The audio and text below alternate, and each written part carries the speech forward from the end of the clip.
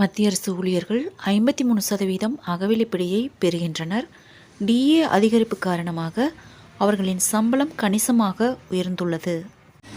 இதனுடன் 2 படிகள் அதிகரிக்கப்படும் என்று அறிவிக்கப்பட்டுள்ளது.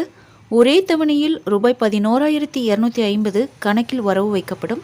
மத்திய அரசு ஊழியர்களுக்கு அருமையான அறிவிப்பு வெளியாகியுள்ளது. கடந்த அக்டோபரில் அவர்களின் டிஏ உயர்த்தப்பட்டது. மத்திய அரசு ஊழியர்கள் 53% டிஏ பெறுகின்றனர். இதுவரை அவர்கள் 50% டிஏ பெற்றனர். இப்போது மற்றொரு நல்ல செய்தியும் வெளியாகி உள்ளது. டிஏவுடன் 2 படிகள் அதிகரிக்கப்படும் என்று அறிவிக்கப்பட்டுள்ளது. இதன் விளைவாக மத்திய அரசு ஊழியர்களின் பாக்கெட்டில் அதிக பணம் வரும். 2 படிகள் அதிகரிப்பதன் காரணமாக ஒரே தவணையில் ரூபாய் 11,250 கணக்கில் வரவு வைக்கப்படும். மத்திய அரசு எந்த 2 படிகளை உயர்த்தியுள்ளது என்பதை அறிந்து கொள்ளலாம்.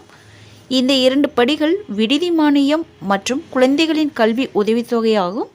எல்லாம் சரியாக இருந்தால் விடுதி மானியமாக மத்திய அரசு ஊழியர்கள் மாதத்திற்கு அதிகபட்சமாக ரூபாய் 8,437 திருப்பி செலுத்தப்படும். அது மட்டுமின்றி குழந்தைகளின் கல்வி உதவித்தொகையாக மாதத்திற்கு அதிகபட்சமாக ரூபாய் 2,812 ரூபாய் பெறலாம்.